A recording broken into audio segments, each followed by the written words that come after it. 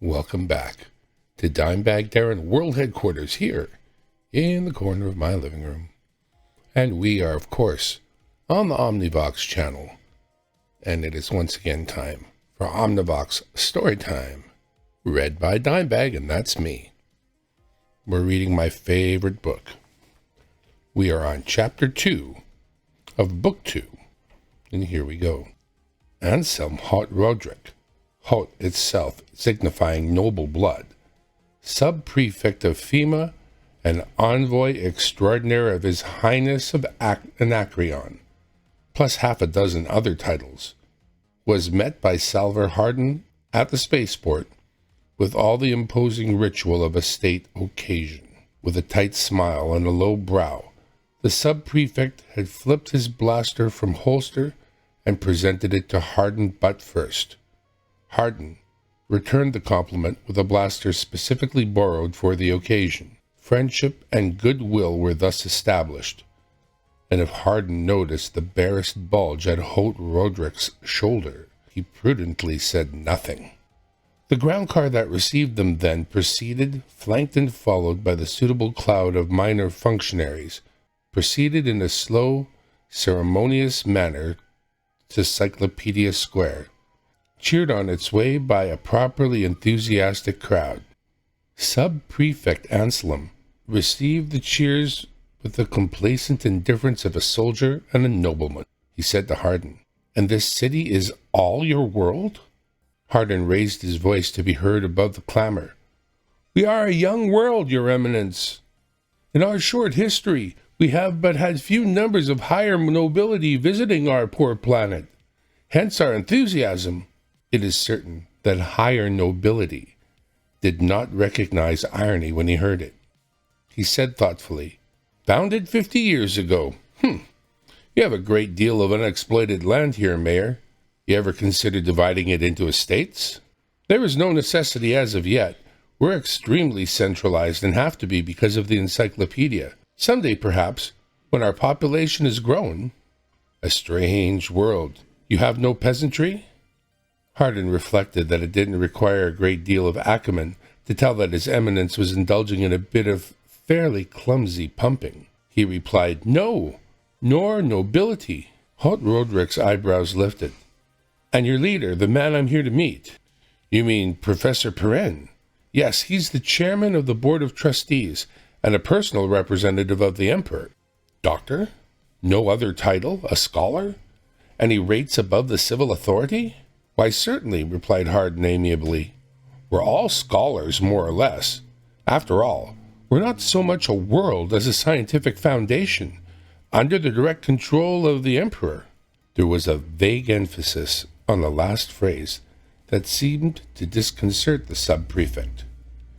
He remained thoughtfully silent during the rest of the slow way to Encyclopedia Square. If Hardin found himself bored by the afternoon and evening that followed, he had at least the satisfaction of realizing that Perrin and Haut Roderick, having met with loud and mutual protestations of esteem and regard, were detesting each other's company a good deal more. Haut Roderick had attended with glazed eyes to Perrin's lecture during the inspection tour of the Encyclopedia building. With polite and vacant smile he had listened to the latter's rapid patter as they passed through the vast storehouses of reference film and the numerous projection rooms.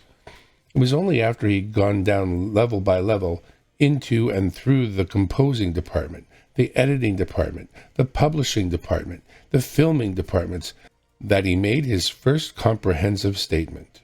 "This is all very interesting," he said, "but it seems a strange occupation for grown men. What good is it?"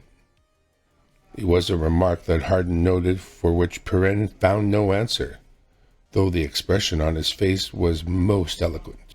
The dinner that evening was much the mirror of the events that happened that afternoon, for Haut Roderick monopolized the conversation by describing in minute detail and with incredible zest his own exploits as battalion head during the recent war between Anacreon and the neighboring newly proclaimed kingdom of Smyrno.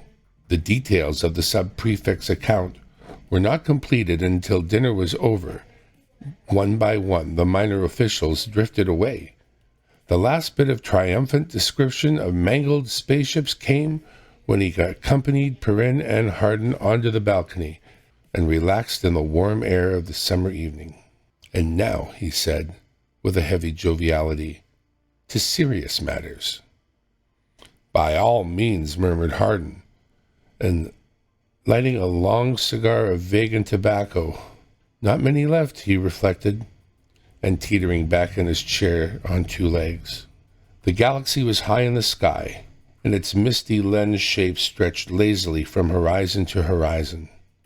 The few stars here at the very edge of the universe were insignificant twinkles in comparison. Of course, said the sub-prefect, all formal discussion, the paper signing and such dull technicalities, that is, will take place before the... What do you call your council? The Board of Trustees, replied Perrin coldly. Queer name. Anyway, that's for tomorrow. We might as well clear away some of the underbrush right now, man to man, though, hey? And this means?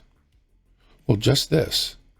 There's been a certain change in the situation out here in the periphery, and the status of your planet has become a trifle uncertain. It would be very convenient if we succeeded in coming to an understanding as to how the matter stands. By the way, Mayor, have you got another of those cigars? Hardin stared and produced one reluctantly. Anselm Hot Roderick sniffed at it and emitted a clucking sound of pleasure. Vegan tobacco. Where did you get it? We received some last shipment, but there's hardly any left. Space knows when we'll see any more, if ever. Perrin scowled. He didn't smoke, and for that matter he detested the odor. Let me understand this, Your Eminence. Your mission is merely one of clarification? Holt Roderick nodded through the smoke of his first lusty puffs. In that case, it is soon over. The situation with respect to Encyclopedia Foundation number 1 is what it's always been. Ah, and what is it that it has always been? Just this. A state-supported scientific institution and part of the personal domain of His August Majesty the Emperor. The sub-prefect seemed unimpressed. He blew smoke rings. That's a nice theory, Dr. Perrin. I imagine you've got charters with the Imperial seal spot on it. But what's the actual situation? How do you stand with respect to Smyrno? You're not 50 parsecs away from Smyrno's capital, you know. And what about Conum and Darabo? Perrin said we've nothing to do with any prefect. As part of the Emperor's...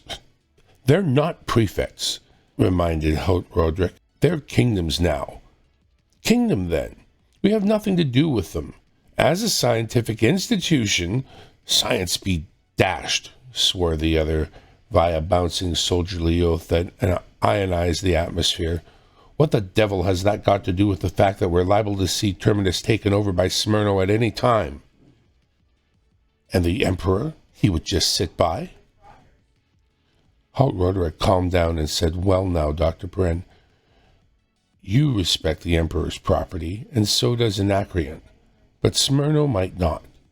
Remember, we've just signed a treaty with the Emperor. I'll present a copy to the board of yours tomorrow, which places upon us the responsibility of maintaining order within the borders of the old prefect of Anacreon on behalf of the Empire. Our duty is clear then, isn't it? Certainly, but Terminus is not part of the prefect of Anacreon. And Smyrno? Nor is it part of the prefect of Smyrno. It's not part of any prefect. Does Smyrno know that? I don't care what it knows. Well, we do. We just finished a war with her, and she still holds 2 stellar systems that are ours.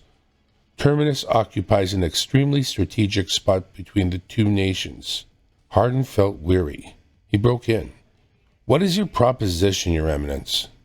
The sub-prefect seemed quite ready to stop fencing in favor of a more direct statement. He said briskly, It seems perfectly obvious.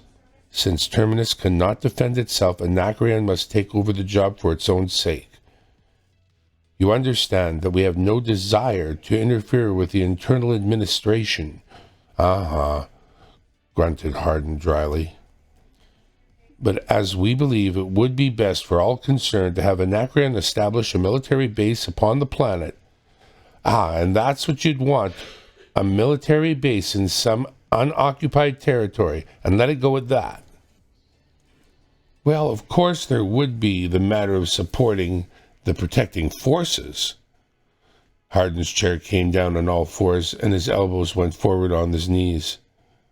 Now we're getting to the rub. Let's put it into language. Terminus is to be a protectorate and to pay tribute. Not tribute, taxes. We're protecting you, you pay for it. Perrin banged his hand on the chair with sudden violence. Let me speak, Hardin. Your Eminence, I do not care a rusty half-credit coin for Anacreon, Smyrno, or all your local politics and petty wars. I tell you this, as a state-supported, tax-free institution, state-supported, but we are the state, Dr. Perrin, and we're not supporting. Perrin rose angrily. Your Eminence, I am the direct representative of His August Majesty the Emperor, chorused Anselm Roderick sourly. And I am the direct representative of the King of Anacreon. Anacreon is a lot closer, Dr. Perrin. Let's get back to business, urged Hardin. How would you like to take these so-called taxes, Your Eminence? Would you like them in kind, wheat, potatoes, vegetables, cattle? The sub-prefect stared. What the devil? What do we need with those? We have hefty surpluses. Gold, of course. Chromium or vanadium would even be better, incidentally, if you have it in quantity. Hardin laughed. Quantity? We haven't got iron in quantity. Look here. Take a look at our currency. He tossed a coin to the envoy. Roderick bounced it and stared. What is it, steel? That's right. I don't understand. Terminus is a planet practically without metals. We import it all. Consequently, we have no gold and nothing to pay unless you want a few thousand bushels of potatoes. Well, manufactured goods. Without metal, what do we make our machines of? There was a pause, and Perrin tried again. This whole discussion is wide of the point. Terminus is not a planet, but a scientific foundation preparing a great encyclopedia. Spaceman, have you no respect for science? Encyclopedias don't win wars, Roderick's brow was furrowed. A completely unproductive world, then. Practically unoccupied at that. Well, you might as well pay with land. What do you mean? Said Perrin. This world is just about empty, and the unoccupied land is probably fertile. There are many nobility on Anacreon that would like to have an addition to their estates. You can't propose any such. There is no necessity of looking so alarmed, Dr. Perrin. There's plenty for all of us. And if it comes to what it comes, you cooperate, and we could probably arrange it that you lose nothing. Titles can be conferred and estates granted. You understand me, I think? Perrin sneered. Thanks. And then, Hardin said ingenuously, could Anacreon supply us with an adequate supply of plutonium for our atomic power plant? We only have a few years' supply left. There was a gasp from Perrin, and then dead silence for minutes. When Roderick spoke, it was in a voice quite different than what it had been until then. You have atomic power? Certainly. What's unusual in that? I imagine atomic power is 50,000 years old now. Why shouldn't we have it? Except that it's a little difficult to get plutonium. Yes. The envoy paused and added uncomfortably, Well, gentlemen, we'll pursue the subject tomorrow. You'll excuse me. Perrin looked after him and grinned through his teeth. That insufferable, dull-witted donkey. That, Hardin broke in. Not at all. He's merely the product of his environment. He doesn't understand much, except for I got a gun and you ain't. Perrin whirled on him in exasperation. What in space did you mean to talk about military bases and tribute? Are you crazy? No, I merely gave him rope and let him talk. You'll notice that he managed to stumble out with Anacreon's real intentions, and that is the parceling up of Terminus into landed estates. Of course, I don't intend to let that happen. You don't intend? You don't? And who are you? And may I ask what is meant by blowing off your mouth about our atomic power plant? Why, it's just the thing that could make us a military target. Yes, grinned Hardin. A military target to stay away from. Isn't it obvious why I brought the subject up? It happens to confirm a very strong suspicion that I had. And that was what? That Anacreon no longer has an atomic power economy.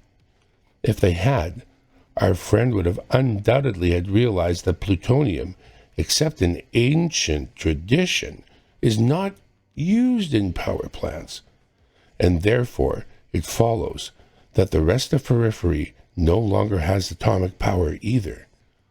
Certainly Smyrno hasn't, or Anacreon wouldn't have won one of the battles in their recent war. Interesting, wouldn't you say? Bah! Perrin left in a fiendish humor, and Hardin smiled gently. He threw his cigar away and looked up at the outstretched galaxy. Back to oil and coal, are they? He murmured, and what the rest of his thoughts were, he kept to himself.